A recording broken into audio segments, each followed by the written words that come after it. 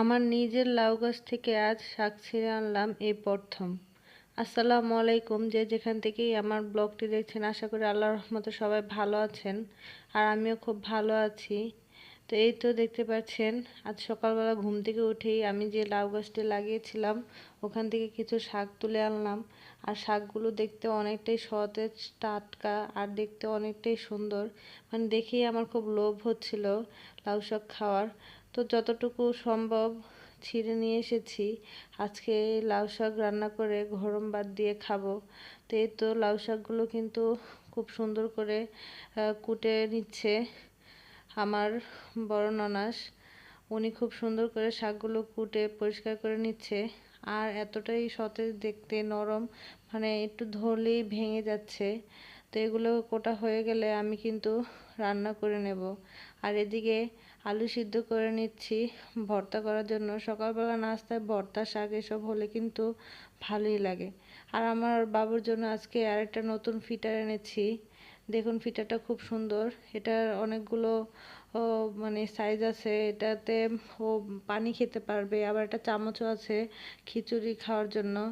তো ওটাকে আমি খুব ভালোভাবে সিদ্ধ করে নিয়েছি, মানে ফুটিয়ে নিয়েছি পানিতে।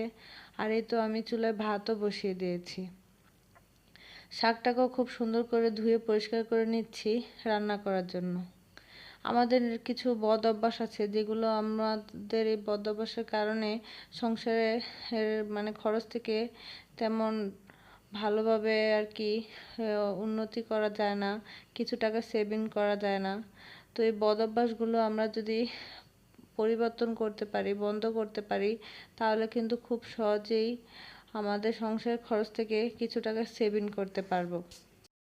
আজকে যদি আমি এই শাকগুলো বাজার থেকে কিনে আনতাম, তাহলে এই শাকগুলো আমার কাছ থেকে 40 থেকে 50 টাকা দাম নিত। তো এই যে আমি নিজে একটা গাছ লাগিয়ে কি সুন্দর শাক তুলে এনে রান্না করে খাচ্ছি, এখানে কিন্তু আমার 50 টাকা সেভিং হয়ে গেল। আর আমরা মেয়েরা যখন বাজারে যাই, রাস্তাঘাটে মার্কেটে যাই, একটা কিছু পছন্দ হলেই যদি হুটহাট করে কিনে নিই, তাহলে কিন্তু সংসারে সেভিংস করা যায় না। এটা কিন্তু আমাদের মেয়েদের একটা বদ অভ্যাস। একটা রাস্তায় কিছু পছন্দ হলেই যত টাকাই হোক আমরা কিন্তু সেটা কিনে বাড়িতে নিয়ে চলে আসি। এগুলো করলে কিন্তু সংসারে উন্নতি করা যায় না, কিছু টাকা জমানো যায় না। এই বদ অভ্যাসের কারণে কিন্তু নানান কারণে নানানভাবে বিপদে পড়তে হয়। আর আমরা মেয়েরাই যে এরকম বদ অভ্যাসের ভিতর থাকি তা কিন্তু না, ছেলেরাও থাকে, মানে পুরুষরাও থাকে। স্বামীরাও কি করে, বাজারে গেলে নিয়ে গেছে, মানে যে সমস্ত বাজেটের মধ্যে বাজারগুলো করে আনবে, সেই বাজেট ছাড়িয়ে কিন্তু একটা জিনিস পছন্দ হলো, বা একটা মাছ পছন্দ হলো, বা মাংস পছন্দ হলো, কিনে নিয়ে আসে। পরে সারা মাস কিভাবে চলবে, বা এটা দরকার ছিল না তা কিন্তু চিন্তা করে না, খরচ করে বাড়িতে চলে আসে। তো এভাবে চললে, এরকম বদ অভ্যাসের ভিতর চললে কিন্তু সংসারে কোনো টাকা পয়সাই সেভিং করা যায় না। আর আমরা মেয়েরা কোনো ভুল করলে তখন কিন্তু স্বামীরা আমাদেরকেই ভুল বোঝে, আমাদেরকেই দায়ী করে, যে তোমরা কিছু করতে পারো না, তোমাদের দ্বারা কোনো উন্নতি হয় না, তোমাদের চলাফেরা ভালো না, যেখানে সেখানে টাকা খরচ করো, মানে সব মিলে আমাদেরকেই কিন্তু দোষারোপ করে। আর আমরা যদি সংসার থেকে 2 টাকা আয় করতে পারি, 2 টাকা সেভিং করতে পারি, হিসেব করে যদি সংসারের উন্নতি করতে পারি, সেটা কিন্তু তাহলে কিন্তু স্বামীরাও অনেকটা খুশি হয়, অনেকটা প্রশংসা করে।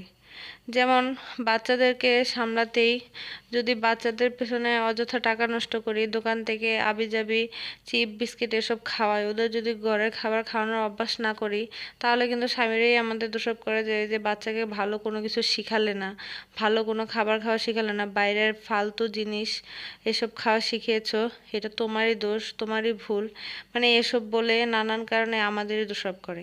আর বাচ্চারা যদি ভালো কোনো কিছু করে, মানে সুন্দর কোনো কিছু করে, তাহলে বলে এই তো আমার বাচ্চাটা আমার মতো হয়েছে, মানে ও ভালো কিছু করতে জানে, ও ভালো ব্যবহার করছে বা ভালো কাজ করছে, এরকম আর কি অনেক প্রশংসা জানিয়ে ও কাজগুলো নিজের দিকে ঠেলে দেয়। আর যত খারাপ দিকগুলো আছে সব কিন্তু আমাদের মেয়েদের উপরেই চাপিয়ে দেয়, যে সবটাই তোমাদের দোষ, সবটাই তোমাদের ভুল। তো এই তো দেখতে পাচ্ছেন, আমি রান্নাবান্না শেষ করে আমার বাড়িতে প্রায় সময় মানে নদী থেকে মাছ বেচতে আসে। তো আজকেও কিন্তু আমি 50 টাকা দিয়ে কিছু মাছ কিনে রাখলাম রান্না করার জন্য। এই মাছগুলো যদি বাজার থেকে কিনে আনতাম, নিচে তো 100 থেকে 150 টাকা নিত।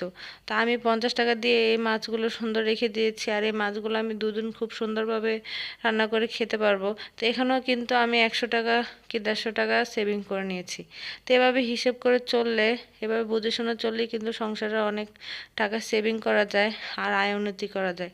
আর স্বামীদের কাছেও খুব ভালো একজন স্ত্রী, ভালো একজন বউ হয়ে ওঠা যায়। আর সংসারে সুখ শান্তিও ফিরে আসে। তো এ দেখতে পাচ্ছেন আমি রাত্রে আমার কিনে রাখা মাছগুলো রান্না করে নিচ্ছি, কতটা সুন্দর হয়েছে দেখতে। তো আজকে এই পর্যন্তই। আসসালামু আলাইকুম।